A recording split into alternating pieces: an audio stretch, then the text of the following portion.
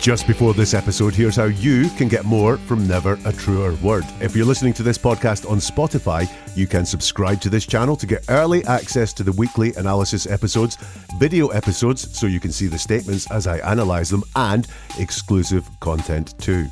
And if you're here on YouTube, then become a member of the channel to get early access to everything and exclusive content not available anywhere else.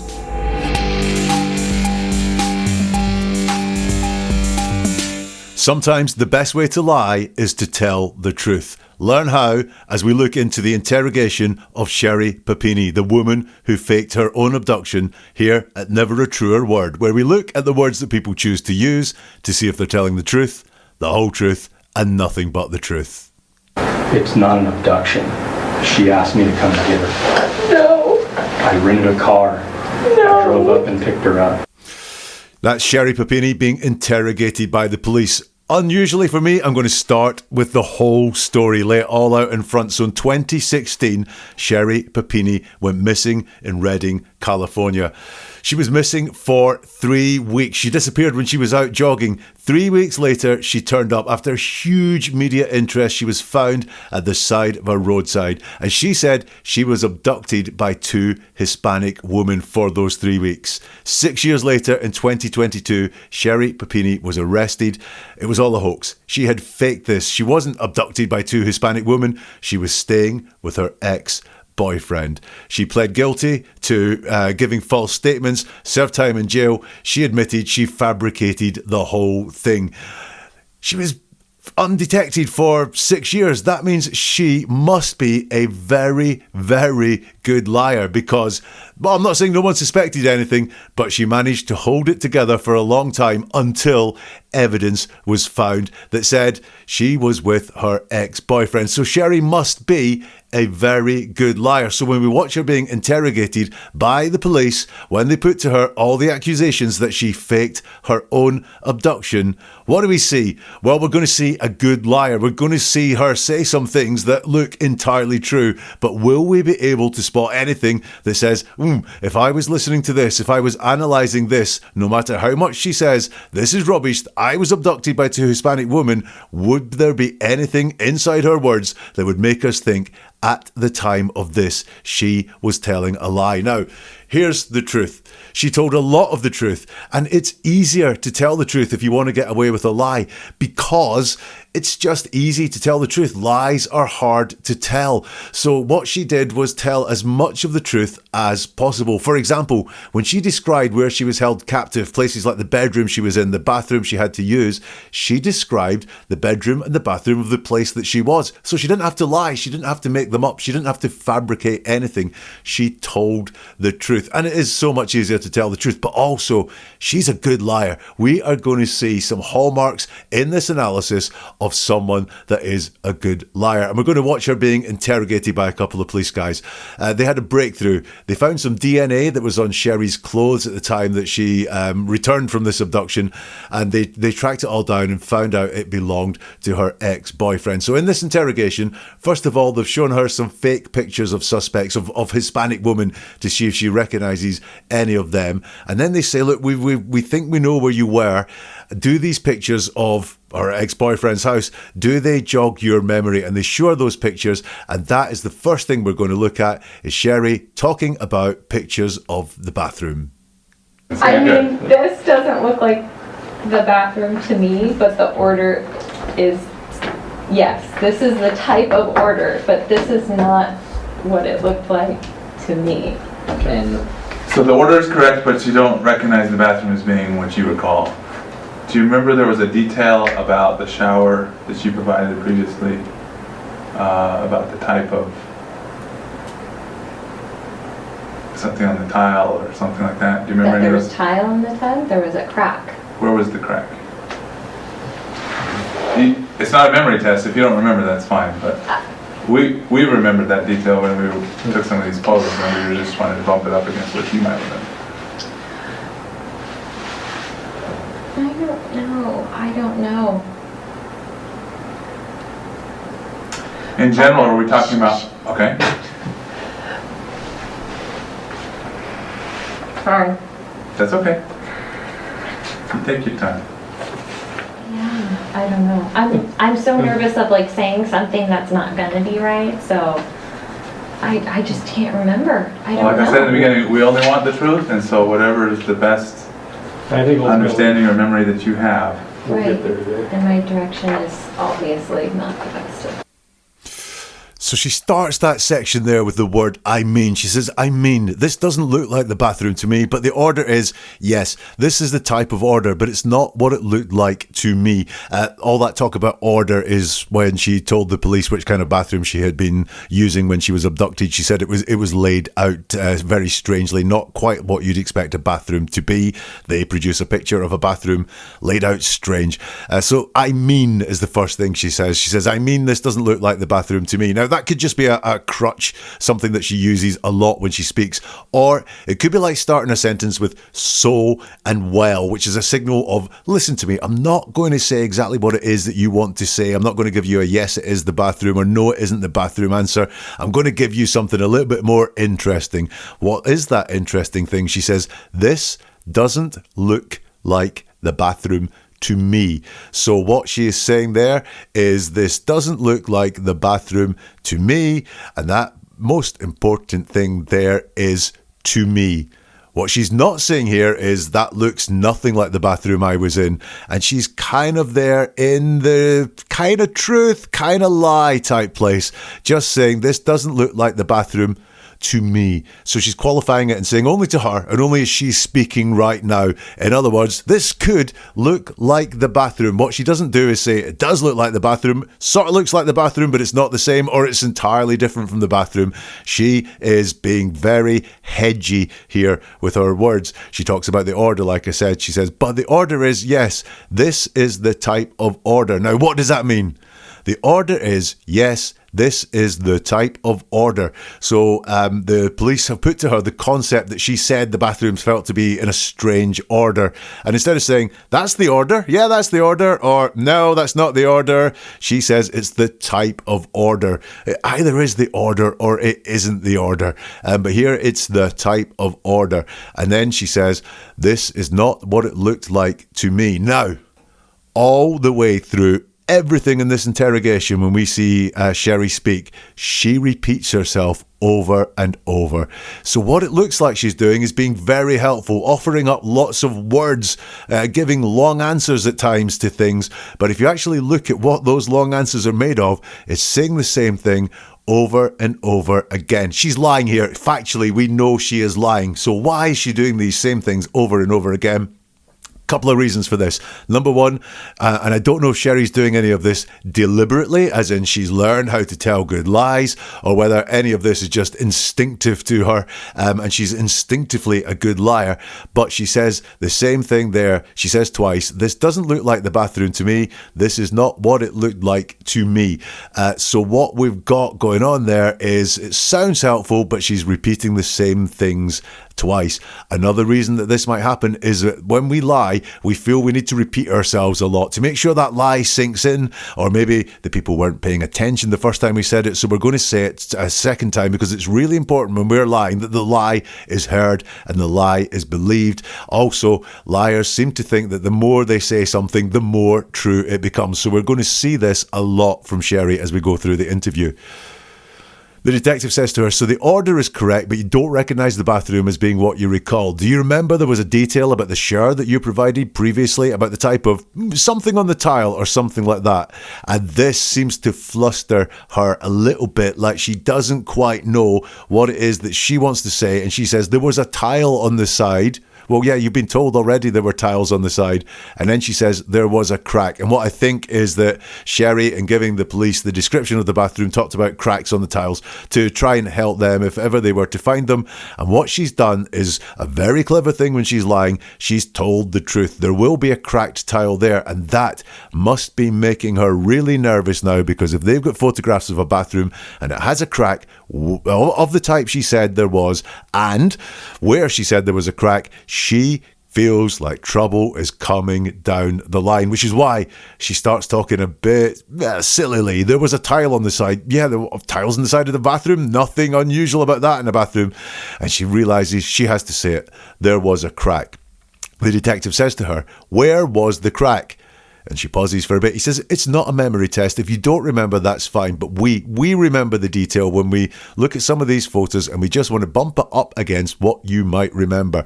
So what the detective is slightly saying to her there is, you might not be able to say it now, but we've got you on record saying it before. And what we want to know is whether what you're going to say now and what you've said before matches these photos. Sherri's response to that is, I don't know. I don't know. So once more, we have that repetition. I'm saying it more than once so it sounds more authentic, so it sinks in, so it sounds believable. And I don't have to invent any more new words or new lies by repeating what I've already said. I often say in my episodes, I don't know tends to be the hallmark of a truthful person. Now, it's not the hallmark of a truthful person here because what we're getting is a liar. But normally, I don't know. Truthful people in general don't mind saying I don't know. Liars tend to want to not let on that they don't know anything. They want to say they're all over this, so they will make something up or say something like, I have no clue. But Sherri goes with I don't know. I don't know. Another way that she is a good liar, she is using the language of truthful people. The detective says to her, in general, are we talking about, and she interrupts and goes, shh, shushes him. Quite rude. She does apologise and say sorry for it. What's going on here is, I think she's pretending to be studying the pictures to hope that something comes to her, but remember, she hasn't been asked to study the pictures. She's been asked to talk about her memory. What I think she's doing there is not wanting to answer any more questions. She realises she's in danger of saying the wrong thing, so she'll do what good deceptive people do, which is wait until the words are formed correctly in her head before they get sent to her mouth. So instead of answering the question, she cuts the question off. The detective says, that's okay, take your time. And Sherri says, I don't know. I'm so nervous of saying something that's not right. So I just can't remember.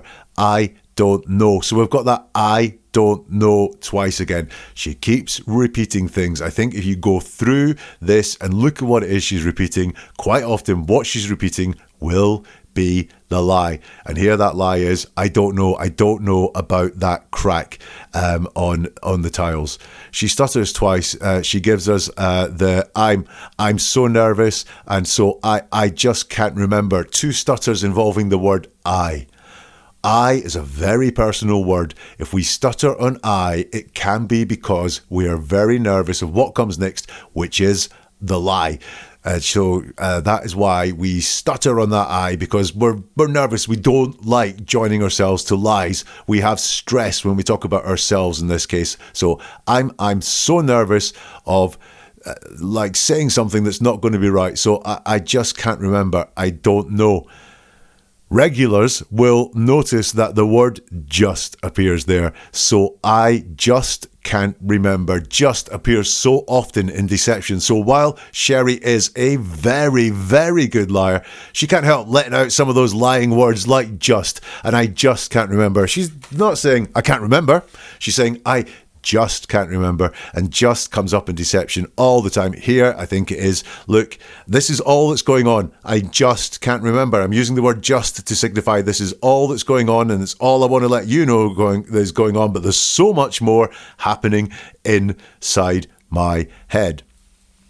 Also here we have the words, I'm so nervous of saying something that's not going to be right. Now I get the concept here. It's kind of I don't want to mislead you or not be helpful by saying the wrong thing, giving you an answer that's not true and so on. But that's not quite the word she uses. She says, I'm so nervous of saying something that's not going to be right. Now, that is the truth. But I think it means a different thing in her head than it means when it comes out. She wants everyone to think that she's just wanting to be helpful and give across the right information. But right now, she's in a fight for her life. Her life is falling apart in front of her husband in this whole interrogation. So she is, I believe, truthfully nervous of saying something that's not going to be right, of falling into a trap, of saying something that comes back to bite her on the ass at some point. So once again, I believe that Sherri is hiding her lies and her deception inside the truth. Interesting that she talks in future tense, talking about something that's not going to be right. That again would suggest something that is going to play badly for her when she says it and people realise that something is going wrong there. She talks in the future tense. It's not about I'm going to say something that isn't right or wasn't right about the place. It's something that's not going to be right in the future. She uses the word so. Something again we see a lot from deception is that so. I just can't remember. It's the and so storytelling. She's a brilliant, brilliant liar. She is very, very good at it. But these little words pop up and say to us, hey, really? I think that deception could be happening here. And she says, right. And my direction is obviously not the best.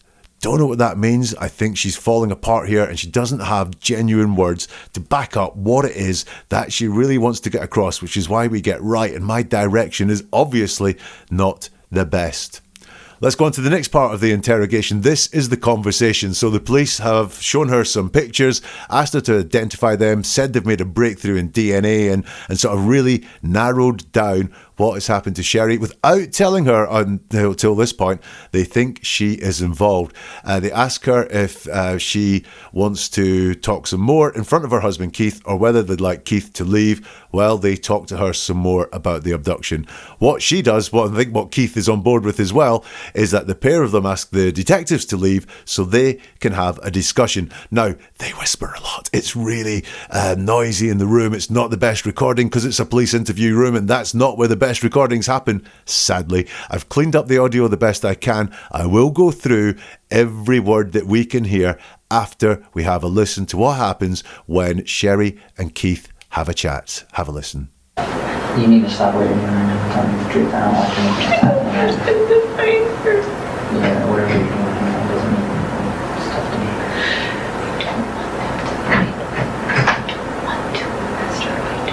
Okay, but I said I know it's about what's going on, so you need to explain it. I don't give a shit about that. I don't want them to find her. I don't want them to find her. I don't want her to be arrested. I don't want to press charges on her. I don't want to find her. Explain to me right now. I don't know. I don't want them to find her. You're not listening to me. But tell me why. Because she saved my life. But tell me, honey, there's obviously something going on. There's obviously something going on. This is going to be really bad if you do not tell me. Look at how you're being right now. I am. I'm fucking with you. No, that's not me. I don't want them to find her. I don't want to press charges, and I don't want to go down that road. But you tell her? I don't want to go down that road. I don't want to arrest her because she saved my life and she's the reason why I get to hold my children every single day. I don't want to get into the police. I don't want them to find her. I don't want them to arrest her. Why? Because she saved my life. So you don't press charges. They still need to find out who it is.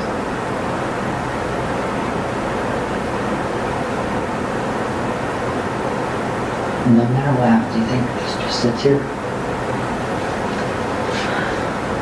This comes out, they found the house, it's over. Whatever happened is over. And it doesn't matter what you say, the girl's gonna get in trouble. So, you need to tell them the truth. Everyone the truth. If you don't want to press charges, then that's up to you.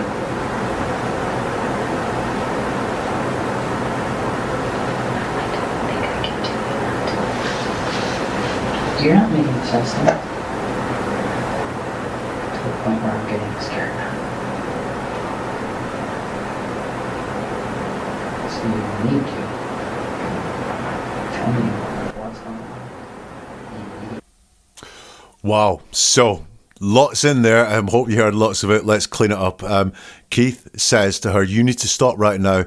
Then there's something that is either tell them the truth or telling the truth. A theme in this. The detectives talk about the truth. Keith talks about the truth. Sherri talks less about the the truth. Then there's a big unclear whispered session, and we hear Sherri say, I don't give a shit about that. And that is the first time she's sworn. And what's interesting, and this is not a hallmark of a liar or a truthful person, but there's a switch in her language. She hasn't sworn before. She's actually done the little girl voice when she's been talking to the police guys earlier. Now she's a lot more mean, she's a lot more direct, and swear words come into her vocabulary. She says, I don't give a shit about her. I don't want them to find her. I don't want them to go after her. I don't want her to be arrested. I don't want to press charges. I don't want them to find her. Once more with Sherri, we have this repetition. She says twice when she's talking to Keith there, I don't want them to find her. Once more, we've got that repetition, so it sounds like she's saying lots, but she's really sticking to very limited things that she's saying that she feels safe and comfortable with. And again, I think she is hiding within the truth. She doesn't want them to find her. She's been shown some pictures, and if she says that person is the person who abducted me, well, it isn't the person who abducted her, so her story is going to come unraveling. If they go and find this person and find out that person has an alibi, they're going to find Sherri is lying. She doesn't want the police to follow up on this lead one bit because it's not good for her. So we can see her hiding in the truth there by saying, I don't want them to find her. I don't want them to find her. I don't want them to go after her. I don't want her to be arrested. I don't want to press charges. I don't want them to find her. That whole section is all true. I believe every single bit of that. And this is how she is deceiving. And this is how she is hiding her lies inside the truth. She says, I don't want them to go after her. So again, she's just saying that she does not want this person found at all. We hear Keith say, explain to me right now, there's something that's unclear. And Sherri says, I don't know. I don't want them to find her. You're not listening to me. Keith says, then tell me why. And Sherri says, because she saved my life. Again, that repetition, and it's the truth. I don't want them to find her. And then she says, you're not listening to me, which I think is something that is a hallmark of deception, which is distraction. What she wants to do here is stop having to repeat herself with these very limited, true things that she's saying, but she doesn't want to expand. So she wants to start an argument. You're not listening to me, or close it down, but you're not listening to me is a distraction. Keith says, tell me why. And Sherri says, because she saved my life. Now that, one of the first times I've seen here, is a lie. This person did not save her life. But if I had nothing else to work with, if I had nothing else to go on, I have no hallmarks of deception in that sentence. Because she saved my life. This person did not save Sherri's life. In fact, this person does not exist. It is an entire lie. But as I've said, Sherri is a very good liar. There is nothing there that indicates that is a lie in the words. It continues, and we hear Sherri say, I don't want them to find her. I don't want to press charges. There we go. Once more, we have that repetition. Things we've heard before. I don't want them to find her. I don't want to press charges. She says, and I don't want to go down that road. Keith says something to her and she repeats, I don't want to go down that road. So we've just got more repetition from Sherri. The repetition that makes her, or she feels makes her sound more credible. That means that her message is getting across because it's being repeated. There's more opportunities to hear it. And also, the more she repeats herself, the less she actually has to say, the less chance there is she'll have to construct something that is a lie. Interesting that Sherri was abducted, in her words, when she was out jogging and found at the roadside. Being found at the roadside was true. And we have a repetition there of that road is road high in her priorities and her thoughts there when she says, I don't want to go down that road. I.e., I've gone down a couple of roads, literally a couple of roads, and it's not ended up well for me. Keith says to her, tell me why. Sherri says, because she saved my life and she's the reason why I get to hold my children every single day. We've got because she saved my life again. It's another repetition. This is the second time she used it. She uses it a third time because there's some more unclear talk. Sherri says, I don't want them to arrest her. Keith asks why. Sherri says, because she saved my life again. So she really is hiding in this repetition. This one's a repetition of a lie. This person didn't exist, let alone save her life. But Sherri is hiding there. And we've got the repetition again of, I don't want them to arrest her. Let's go back to that. Because she saved my life and she's the reason why I get to hold my children every single day. Very compelling, and really would make you pause if you heard this and you believe the person was telling the truth and go, yeah, I get that. And I do get that as reasoning, but what do I do notice there is that Sherri talks about herself. She's the reason I get to hold my children every single day. Nothing about her husband Keith in there whatsoever. It's not she's the reason why I get to hold our children every single day, or even why I get to hold my children every single day and spend every day with my husband. So something's going on there that says Sherri and Keith, either issues between them or Sherri has some issues with Keith. I think the way that Sherri treated Keith, she probably has some issues with Keith. We hear Keith say, so you don't. Then it's really unclear, but it sounds like they've found out it's over. Whatever happens, it doesn't matter what you say, the girl's going to be in trouble. So Keith still is believing this story about the Hispanic woman who have abducted Sherri. He says, tell the truth. Let them know the truth. If you want to press charges, then they have to deal with that. Tell the truth. Let them know the truth. The truth is circulating all around Sherri, but it's not a concept she talks about ever. Certainly not so far. That everyone else around here is wanting to get to the truth. Sherri, no. She says, I don't think I can do it. And then Keith says, you're not making sense to me. I'm getting scared. You're not the only one that's scared, Keith.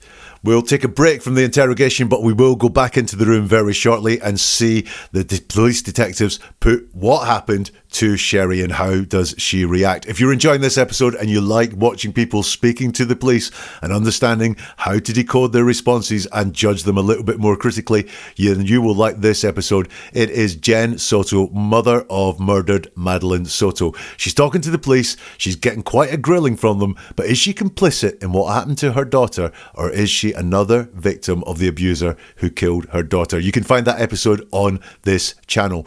If you want to get episodes like this as soon as they arrive, then why not subscribe or press follow on your podcast platform? If you want to be ahead of the curve, if you want to be even faster than that, then if you become a member of the YouTube channel or a subscriber on Spotify, you can get episodes like this as soon as they land. And also, you can get access to a whole load of back catalogue content like question and answer sessions and deeper dives into some of the stories that we cover. If that doesn't float your boat, if that's not for you, the least you can do is press the like button. It takes 2 seconds.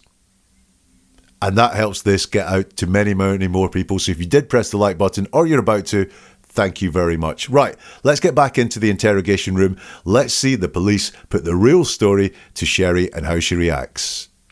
It's not an abduction. She asked me to come get her. No. I rented a car. No. I drove up and picked her up. He passed the polygraph test, Sherri.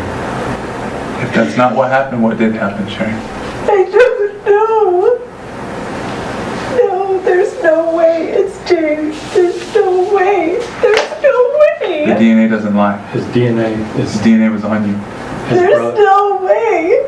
Robert saw you in the house while you were down there. While everything Who's spun out Robert? of control. His cousin. Why everything ran out of control on the initial. There's no way. It's 100% Robert's or James's DNA. We even collected blonde hairs from the room. There's no way it's James. There's no way. Tell you that it is. Why are you saying it's not James? Why are you saying it's not? He loved me. What's up? We were friends. Mhm. There's no way. And he came and got you because you asked him. No. When was the last time you had contact with James?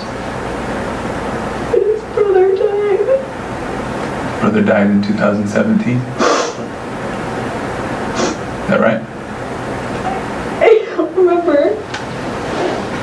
Was it before or after the abduction? Before. When was the last time you saw James?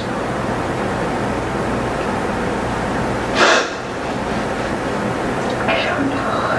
Forever ago when I lived in Southern California. So the last person-to-person contact you had with him was back in 2006? when you were living in Southern California? I don't know. So, Was it prior to your marriage? It's him. There is no way it's him. well, it is The James. DNA tells us that it was his Well- DNA on you. I hope you spotted all the repetitions there. The detective started that section by saying, it's not an abduction. She asked me to come get her. Sherri says, no, I rented a car. Sherri says, no. Now, if you listen to that, it actually sounds like she's going, no, I can't believe this is happening. It's like, no. But actually, it's more just no. No questions are put to her. She's just saying no. But there is no expansion on those no's. It's not, she asked me to come and get her. No, that's not what happened. I rented a car. No, that's not what happened. She just says no, blocks it all off, but doesn't offer any expansion, any qualification to any of these denials. The detective carries on. He drove up and picked her up. He passed a polygraph test, Sherri. The detective says, look, if that's not what happened, what did happen? Sherri says, I don't know. No, there's no way it's James. There's no way. So she starts off with this thing that I always say is generally an indication of truth. I don't know. Now, that's an interesting way of answering that question, actually, because if that's not what happened, what did happen? Well, she's told a story about the two Hispanic women who took her, locked her up, branded her, broke her nose, and all sorts of stuff. But now, all of a sudden, that story's disappeared.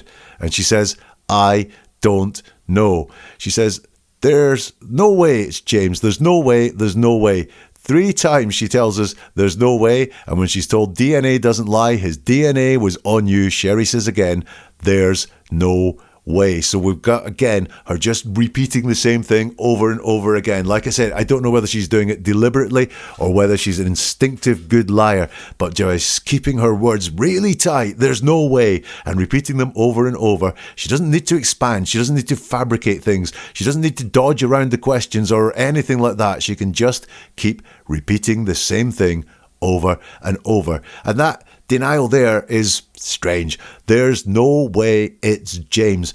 Now, that it's, because it is a singular entity, and she was saying it was 2 people, so she doesn't ever say, no, it was 2 people, it wasn't James, or it was woman, it wasn't James. She just goes, there's no way it's James. What's it's? What does it refer to? We don't really know, but it's a strange way of wording it, and also that it's is present tense. She doesn't say, there's no way it was James, or it wasn't James. She talks in the present tense. She doesn't talk about the thing that happened to her 6 years previously. She talks in the present tense and says, there's no way it is James. It's all a bit strange. Do look at this when she says, I don't know. No, there's no way it's James. There's no way. It's all negative. She's not telling us what happened. She's not telling us what went on. She's telling us what hasn't happened. And there is no way. She's really defensive here, but not offering up anything in terms of what could have happened, what alternative explanations are out there, what her real story is. That's all disappeared. And this is all in the negative. And also, it's very absolute.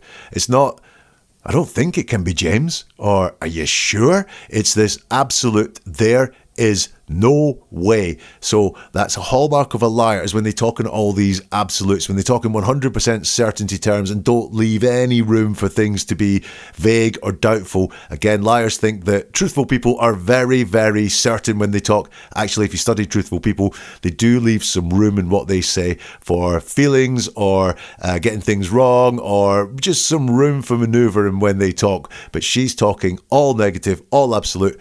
Some of those are hallmarks of when we hear deception. But man, she's a good liar. And the next part is brilliant. I have full admiration for this. The detective says, Robert saw you in the house while you were down there while everything was spiraling out of control. And Sherri, I believe, thinks, I'm not supposed to know who Robert is. And she says, who's Robert? Very, very smart thinking, I believe, from Sherri there. The detective fills her in, his cousin. Well, everything ran out of control on the initial. Sherri says, there's no way. We've got the repetition again. There's no way. It is. It's 100% Robert or James's DNA is what the detective says, misstates whose DNA it was. We even collected blonde hairs from the room. Sherri says, there's no way it's James. There's no way. So she really sticking to her guns. Smart, if you are a liar, I would say, to be sticking to your guns. keeping it all very tight, not adding any new words in, and repeating your lie over and over and over again. The detective says, why are you saying it's not James? And Sherri makes a high-pitched noise, which I think might be because that she's, but I don't really know, and sorry for the bad impression. Detective says, why are you saying this now?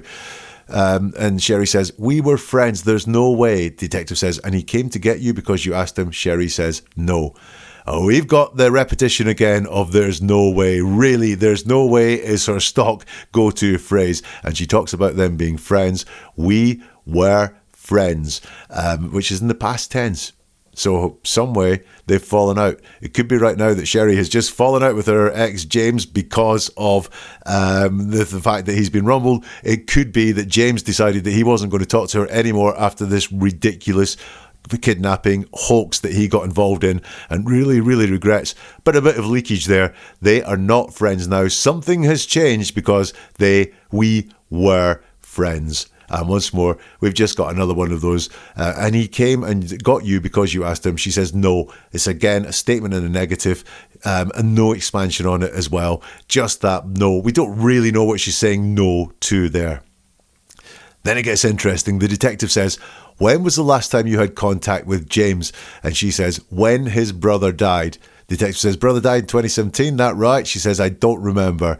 And he says, was it before or after the abduction? And she says, before. Now look, how short and information-laden are these answers. When was the last time you had contact with James? When his brother died? It's short, 4 words. It is information-laden. It's not a very vague, I don't remember, no, 10 years ago, whatever. It's very information-laden. When his brother died. His brother died in 2017, is that right? I don't remember. Now, I bet that is true. I bet that is true because that it's something that she can hide in. And she probably doesn't know the exact year that the brother died. So she says, I don't remember. Was this before or after the abduction? She says, before. Now, it's very short, but it is information-laden. So again, she's giving them things back. Not very much, but she is giving them things back. And I believe that she's gone into a bit of the truth there. I think she's calling on the truth, and that not the last time she had contact with James was when his brother died, but she did have contact with James when his brother died, maybe reached out to offer sympathies. So what she's doing once more is going to a true recollection, because it's much easier to lie with one of these true recollections than it is to fabricate something entirely. Apart from that, it's a little bit too terse. The answers are not full enough. Was it before or after the abduction? This was before I was abducted. Would be fuller, would be more expansive, and would be slightly more believable. But yeah, still lots of marks for how good a liar she is. The detective then looks beyond contact and says, when was the last time you saw James? And she says, I don't know, forever ago, when I lived in Southern California. The detective says, so the last person-to-person contact you had with him was back in 2006 and you were living in Southern California? And she says, I don't know. We've got the repetition of I don't know again. She just has these stock phrases, but it's working. It used to work for her. I don't know. I don't know. Now, the thing is, she does know the last time she saw James. She does know when they last had person-to-person contact. She's experienced it. She might not remember it, but you do know. And she's getting panicky now. You can see it. The good lying act. It's really hard to lie, especially when you're under pressure, and that pressure's coming from the police on the other side of the table and also from inside her head. She told us she was really nervous. She's going to say the wrong thing.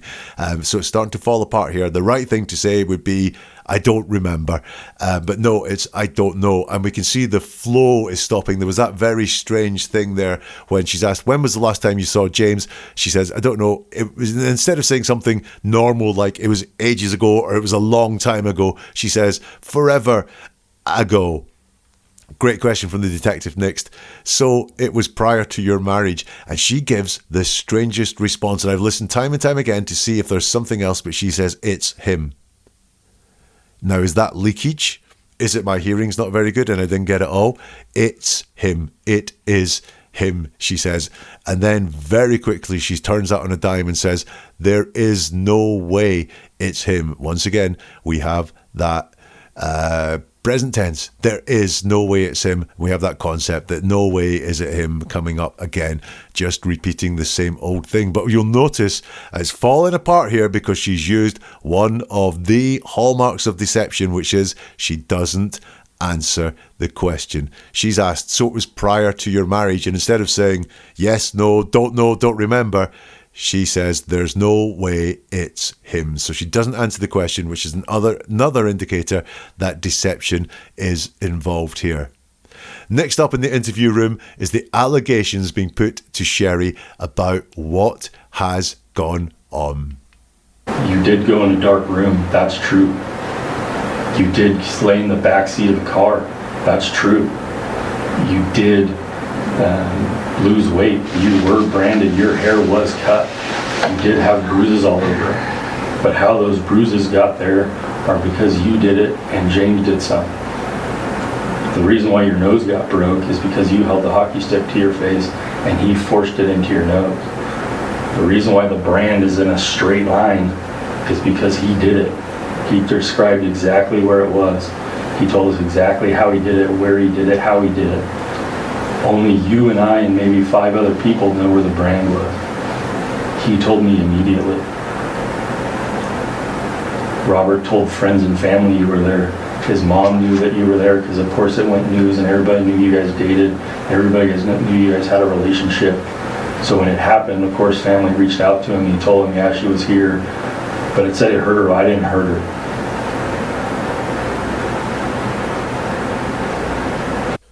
So there's the full, truthful story put to Sherri. I'd love to analyse her words as these really serious accusations are put to her. And not just serious accusations in terms of the lies that she's told, both legally but to her husband as well.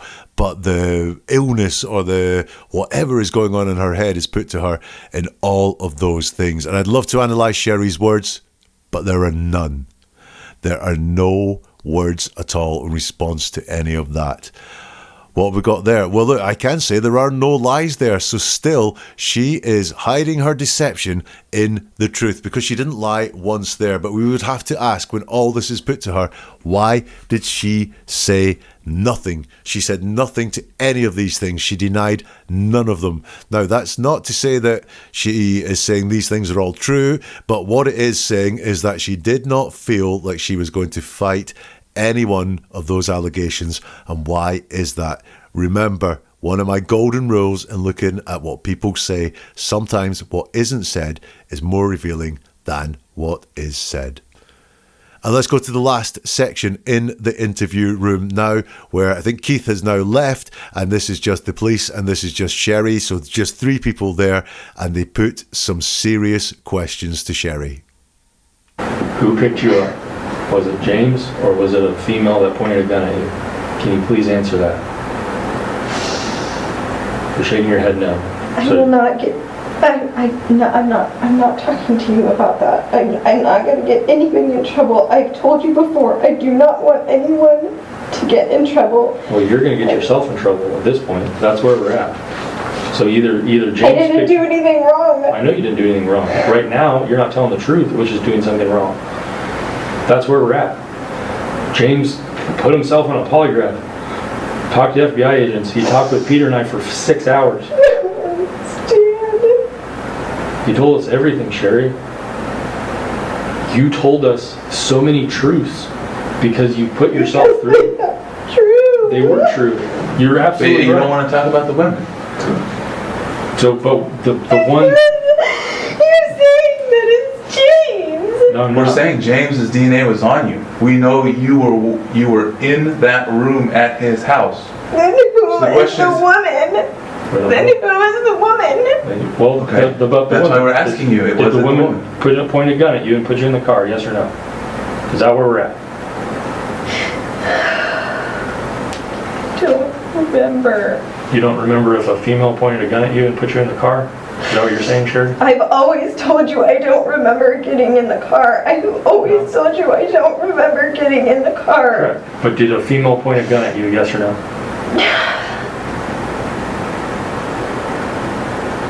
Remember. Yes or no? It's not a remember thing. You've already told me that today. You know who always You keep. know who she is. Yeah, You know the you lady do. we showed you is another raise. No, I know James opened the door for you. Whether you want to forget how you got in the car, I'm okay with that. But you've already established today. That's why I asked you today. What did the younger girl do? You said she let me go and she pointed a gun at me. We didn't talk about how you got in the car. Right now I'm asking you, did a younger female point a gun at you, yes or no? What? I know you know who she is. I am We're not on the saying wrong- it. I don't want her to get in trouble. She's not I getting in know trouble. you know who she is. You're getting in trouble. I am not. I didn't do anything. But right now, answer this one question. Did a female point a gun at you, yes or no? I am done speaking to you until I talk to a lawyer. I will not arrest her. I am with my children because of her. I'm disappointed, Sherri. I don't understand. There is no way that he loves me. You did love me. I agree. Wow. The detective questions Sherri there, says, who picked you up? Was it James or was it a female that pointed a gun at you? Can you please answer that? Sherri doesn't. The detective says, you're shaking your head now. Sherri says, no, I'm not. I'm not talking to you about that. I'm not going to get anybody in trouble. I've told you before, I do not want anyone to get in trouble. So some of Sherri's familiar tells going on here, stuttering on I. No, I'm not. I'm not going to get anyone in trouble. Again, hiding inside the truth. I'm not going to get anybody in trouble. Look, most of us live our lives that way. I don't want to get anyone in trouble. I don't like people being in trouble. So once again, find those truths, find those universal truths and say them, Sherri, but that is how you are going to tell some good lies. I will notice, though, that she's just very general here. I'm not going to get anybody in trouble. That includes herself. So while she might be wanting to give off the vibe that I don't want these Hispanic women whose pictures you have, I don't want them to get in trouble, she is also including herself in that. She doesn't want to get anybody in trouble. In other words, she doesn't want any trouble, and she repeats it again. I do not want anyone to get in trouble. So she's going through that thing that she does, which is repeating. So it makes it sound like she's saying a lot. When you break it all down, when you take the repetitions out, she's not saying very much at all. She uses one of the hallmarks of deception here when she says, I'm not going to get anybody in trouble. I've told you before, I do not want anyone to get in trouble. So this is uber repeating herself. She's not just repeating herself, but she's now telling us that she's repeating herself. And that's something that liars tend to do. As I've said before, I've said it once, I'll say it again. And here we have, I've told you before. So not just is she repeating herself, she's telling us that. I think that is so that she knows that she comes across as consistent. And believe that liars, truthful people are consistent. Liars will quite often point out how consistent they have been. The detective says, well, you're going to get yourself in trouble at this point. That's where we're at. So either James, and Sherri says, I didn't do anything wrong. She did. Right? But this is a lie.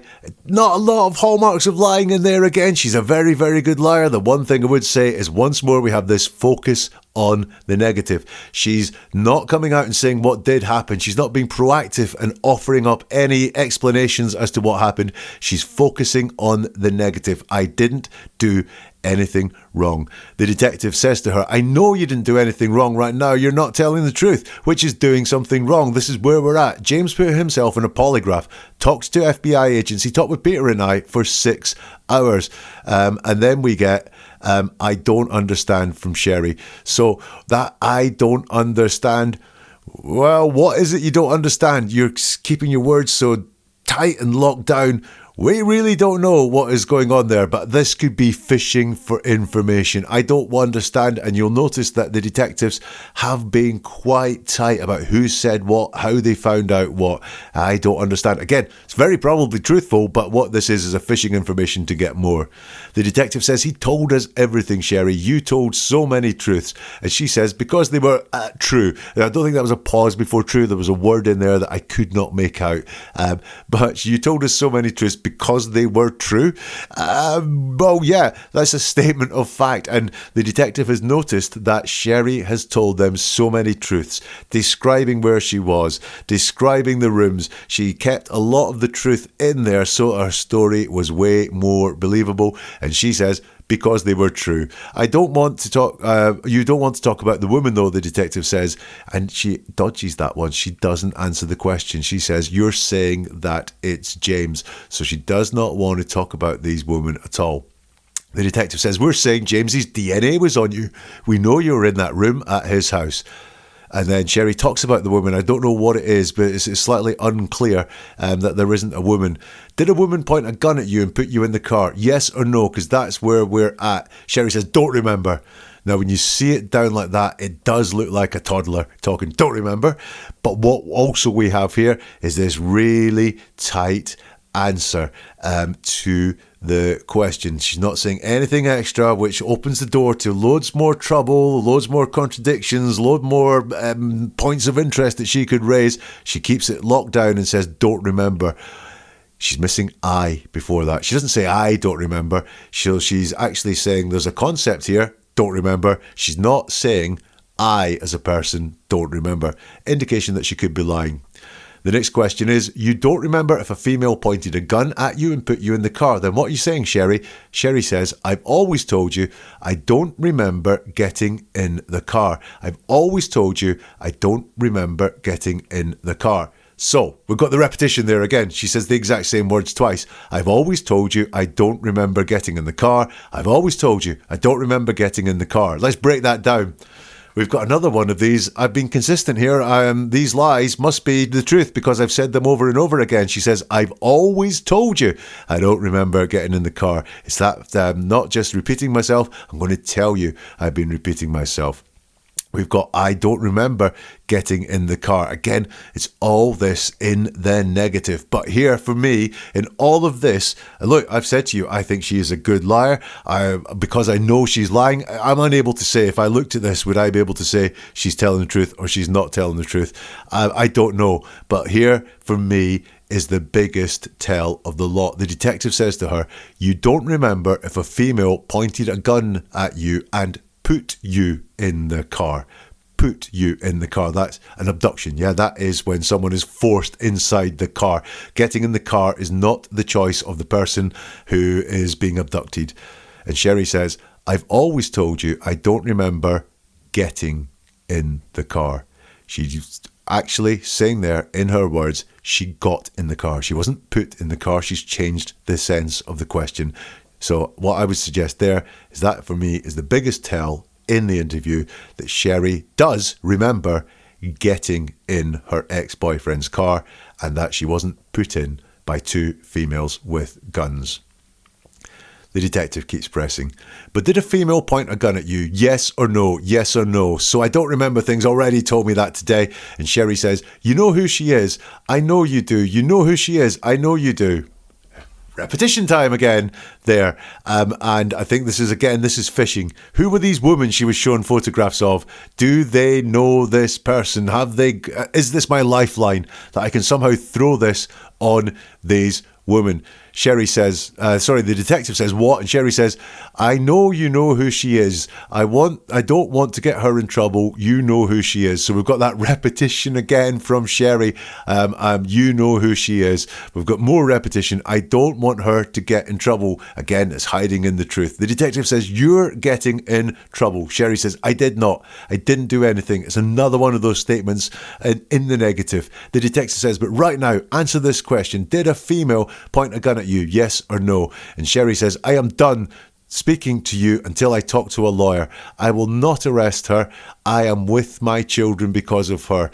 Even now, at the very end of all this, when she's at the end of her tether, she is repeating the concepts that she has said before. If you actually numbered the concepts she spoke about in this entire police interrogation, it would be very small because she's sticking with a small number of things that she's very comfortable stating and she doesn't get any bigger. The detective says, disappointed, Sherri. And Sherri goes, I won't ever see There is no way, James, he loved me. Now, what was she going to say? I won't ever see. Was this the point? It was in her head that I won't ever see the children again, because the only thing she's talked about seeing earlier was the Hispanic woman, in her words, was the reason that she gets to see her children every day. I won't ever see. She doesn't finish the thought. There is no way, James, he loved me. Again, it's in the past tense. There is no love between them right now. And then full marks to the detective for his response at the end of this ice cold remark. He says, he did love you. I agree. They are obviously big fans. So there we go. There's Sherri Papini. In my opinion, a very, very good liar. And let's look at some of the things that Sherri did that bad liars tend not to do. Now, Sherri did not sell her story. She didn't use persuasive words to persuade us. Look, this really happened, or convincing words to tell us that this did happen, and tried just to get us to buy into what she was saying using persuasion techniques and nice words that tell us the severity of things to make us really believe things happened. She didn't do any of that at all. Needless words, Sherri hardly used any of those. Needless words are something that a liar or a deceiver will do to try and get their point across and try and make it more understandable and believable in their heads. Sherri didn't do any of that whatsoever. I would love to know if she does instinctively is a good liar, or whether she's learned how to lie. She sticks to the truth wherever possible, whether that's the backstory of the room she was kept in, the bathroom that she used, or whether that is things like, I don't want anyone arrested. That includes her.